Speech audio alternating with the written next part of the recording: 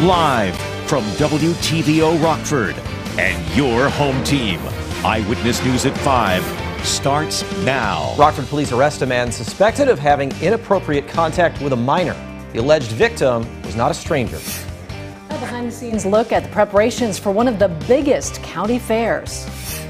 And Chicago continues its push for a major political event.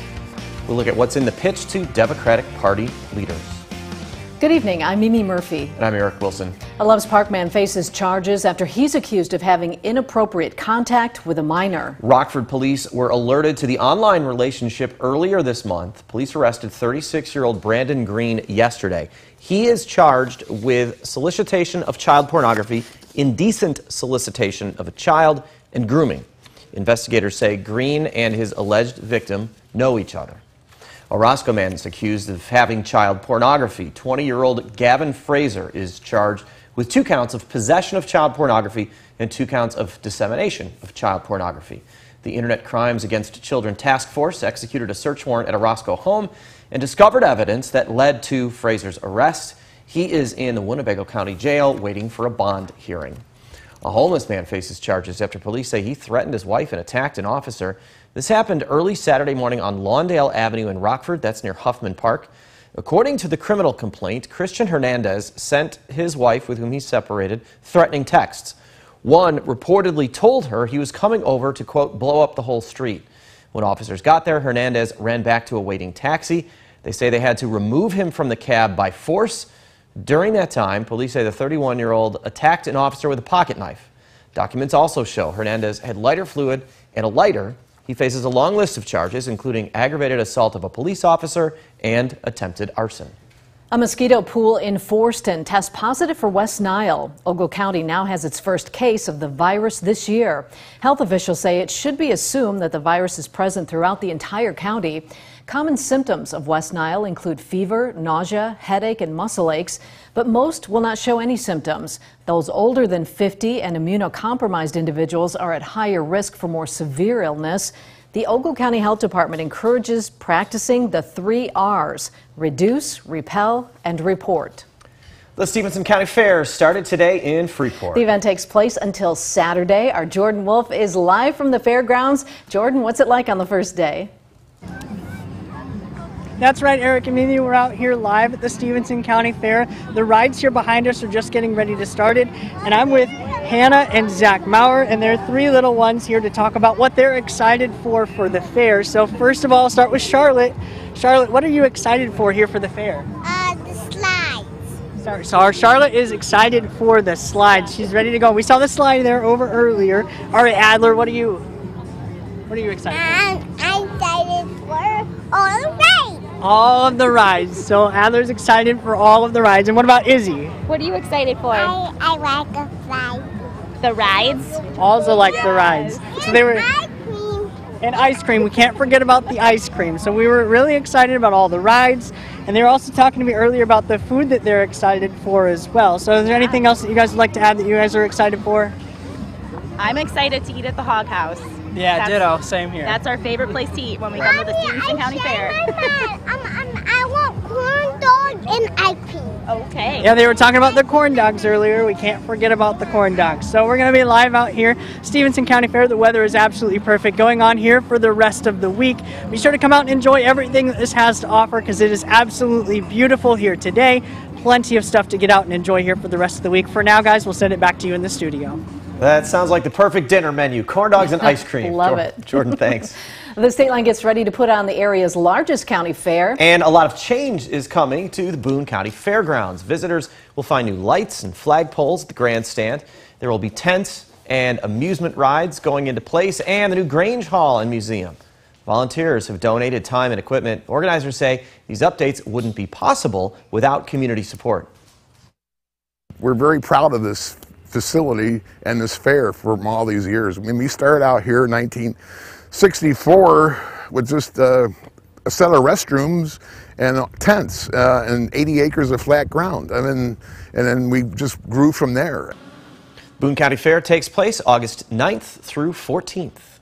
Democratic National Committee leaders met with top Chicago area Democrats today. They hope to make the city the home of the party's 2024 National Convention.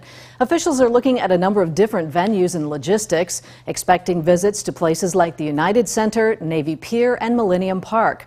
Chicago Mayor Lori Lightfoot, Governor J.B. Pritzker, and other city leaders highlighted the city's appeal and experience hosting large-scale events.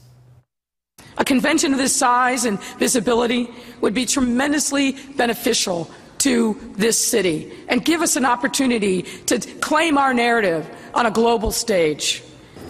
The last time the convention was held in Chicago was in 1996. Atlanta, Houston, and New York are also making bids to host. Tonight's Mega Millions jackpot has swelled to $830 million to a single winner. It's the third largest in that game's history. Odds of winning are more than $300 million to 1. The cash option for the $830 million prize is about $488 million before taxes. There have been 28 consecutive Mega Millions drawings without a winner. Tonight's drawing is at 10. District officials suspend Robb Elementary School's principal. The building in Uvalde, Texas, was the site of a mass shooting that killed 19 students and 2 teachers. Investigators found that she was aware of security problems before the shooting, but as Rena Roy reports, the issues were not addressed. Mandy Gutierrez, the principal of Robb Elementary School, now under fire, suspended with pay after a special legislative investigation found she knew about security issues at Robb Elementary School before the mass shooting in May, but never fixed them. Among those security problems, a broken door lock for room 111 that the shooter first entered before killing 19 children and 2 teachers. Monday night, the Uvalde School Board holding a meeting announcing the school year will start on September 6th, later than originally scheduled, so security improvements can be made. Some of our children are not ready to attend school yet. Some of us as parents are not ready to let them go back. Parents of victims speaking out, saying they're frustrated by the lack of transparency. Why have y'all still not taken accountability for y'all's mess ups? Can any one of y'all look me dead in the eyes and say, look, we messed up? School officials say new video cameras will be installed along with a more user-friendly emergency alert system. School access points and Wi-Fi issues identified by investigators will also be audited. We are making considerable ground on improving and hardening our campuses. Though some parents say these changes are not enough. Just remember, it's not about extra security. Over 400 officers and 77 minutes later already proved where that got us. The district also arranging emotional and social support services, including 5 more licensed counselors, 1 per campus. Gutierrez is the second district employee to be put on leave. School Police Chief Pete Arredondo was the first on administrative leave without pay. Officials are now searching for Arredondo's interim replacement. Rena Roy, ABC News, New York. Now, your first warned weather forecast from Chief Meteorologist Candace King.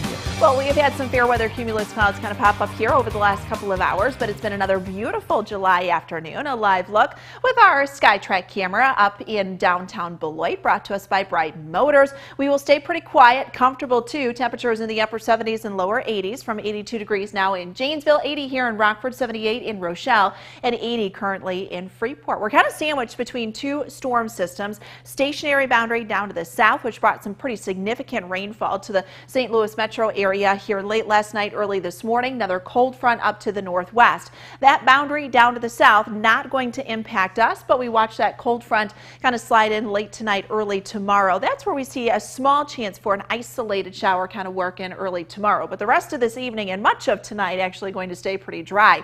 Look at the amount of rainfall, that very heavy swath of rain that came down in and around the St. Louis area, stretching back to the northwest and then down to the southeast. In fact, some very interesting and eye-opening statistics coming out here from the National Weather Service down in that area just regarding the amount of rainfall that they had, when some places picked up over a foot of rain in just a short 12 hours or so. 9.04 inches, the highest 24-hour rainfall total on record. Now, this is for the St. Louis area, actually on record since 1915, when the remnants of the Galveston hurricane, that was a long time ago, came through. 7.68 inches of that rainfall was received in just 6 hours. That's over over an inch of rainfall per hour. When you look at the rate, 25% of their total of the yearly normal rainfall that they usually get. So in a 12-month period, 25% of that came down in just a short 12 hours, 7.31 inches.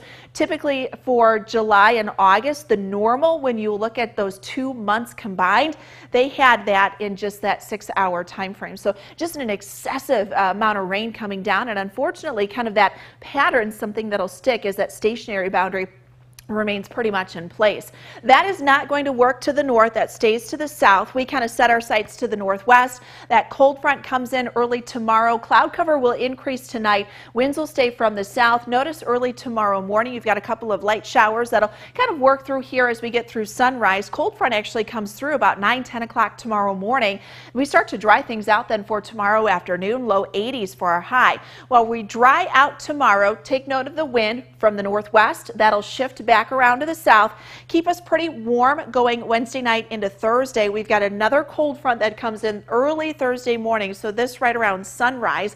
That could actually give us a better chance for some lighter showers, maybe a rumble of thunder, but not expecting any severe weather with that. Winds again then will shift around to the northwest by Thursday afternoon. High pressure builds in and actually leaves us nice and quiet here for the weekend. It is a great looking weekend. Thursday, Friday, Saturday, Sunday. On the backside, Sunday could see a couple of showers, maybe a thunderstorm or two as the warm front begins to lift northward. But we've got more heat that looks to build up here. By the time we get into next week, might not see it initially next week, but a ridge of high pressure moving in could bring those temperatures back up close to the 90-degree mark as we look towards the beginning of August. And when we kind of look at that temperature outlook there for the first few days, higher probability for above average temperatures and higher probability for below average precipitation. Now, we have had a fair amount of rain come down during July. You kind of want to keep, that trend going here. Not significant rainfall, but kind of stay on that average. So we don't want to get too dry here as we build up some of that heat going into August. So down into the upper 60s tonight, 83 for tomorrow, 81 on Thursday, low 80s Friday, Saturday, and then warming up a little, guys, as we get into next week. Now sports with sports director Scott Lever. The countdown to the NFL's regular season is officially on. Players have reported to Hallis Hall for the start of training camp. Their first practice will be tomorrow morning. Expectations for the Bears around the league are low this year, but new coach Matt Eberflus is expecting big effort from his guys every day that they're on the practice field. We know that our foundation that we build upon is going to be built upon the principles that we believe in, and one of those things is hard work. And the intensity piece that I talked about in the spring, that's going to be on display during training camp once we get the pads on. I was at Hallis Hall today. I'll have more with Eberflus and GM Ryan Poles at 6 o'clock on all the newcomers on the roster and 2 key players who could sit out practices until they get what they want. As usual, Aaron Rodgers made a grand arrival at Lambeau Field, looking like he was filming an Old Spice commercial or stepping off a movie set. Some people were comparing him to Nicolas Cage in Con Air. The Packers will hold their first practice tomorrow morning at 10:30. It will be open to the public. Hey, just how big will the Big Ten get? USC and UCLA are going to be joining the conference in 2 years. At the Big Ten Media Days today, Conference Commissioner Kevin Warren said the conference might not stop there. It could keep adding on. I get asked every single day, what's next? It may include future expansion, but it will be done for the right reasons, at the right time. Well, the NIU Huskies went from worst to first last fall by winning the MAC championship, even though the media picked them to finish dead last in the MAC West. Well, the media is fully on board the Huskies bandwagon now. Reporters have picked the Huskies to not only win the MAC West this year, but also to repeat as the MAC champions. Toledo was picked to finish behind the Huskies in the West. Miami, Ohio has been picked to win the East. And it's still baseball season, and things are just getting interesting for the Cubs. They beat the Pirates this afternoon 4-2 for their 6th straight win. Seiya Suzuki homered, and Keegan Thompson picked up his 8th win. The White Sox playing Colorado tonight. Candace will have a final weather check next. But first, here's a look at what's to come on News Nation tonight. Tonight on Dan Abrams Live on News Nation, a News Nation exclusive. I sit down with former CNN anchor Chris Cuomo for his first television interview since leaving CNN. What he's doing now, what he's doing next, and some tough questions about the past. Are you angry at your brother at all about everything that happened? I'm angry at my brother on a regular basis. But specifically to your question, I love my brother. It was about helping my brother in a hard way and doing it in a way that I didn't think compromised what matters. But I'm telling you, I never lied, and there were no secrets. It's an exclusive you'll only see on News Nation. See you tonight. You can watch that interview on the cable and satellite stations you see here or at newsnation.com. Candace is back with more on that really beautiful forecast for this week. I'm a little jealous that Jordan is out at the fair. Right? It's your old stomping grounds. You know, that's like the annual gathering of the Candace King fan club when we go out to Stephenson County. It's a good time. I love the fairs and the weather. We've got Stephenson, Lee County coming up this week. Going to be absolutely wonderful for that. I did put in a request though for Jordan to bring back some food, so he said that he was going to. What did that little guy want? Corn dog and ice cream? Corn dog, that seems fair. Can you find some? Go to the beef corral out there and get some, pulled pork, some beef sandwiches. Okay, I gotta stop. Here. I know, making right? us all hungry. Again, this is what happens when you have a lot of time at the end. All right, the First Warn Interactive Radar brought to us by Rockford Auto Glass and More. Things are going to be pretty quiet tonight. You've got a few clouds out there. There are some showers that'll work and at least try to come in here late tonight, early tomorrow. We should clear out though for tomorrow afternoon. We'll bring back that chance for rain tomorrow night, early Thursday. Drying out though for the weekend. All right, thanks Candace. And thank you for spending some of your time with us. Stay safe.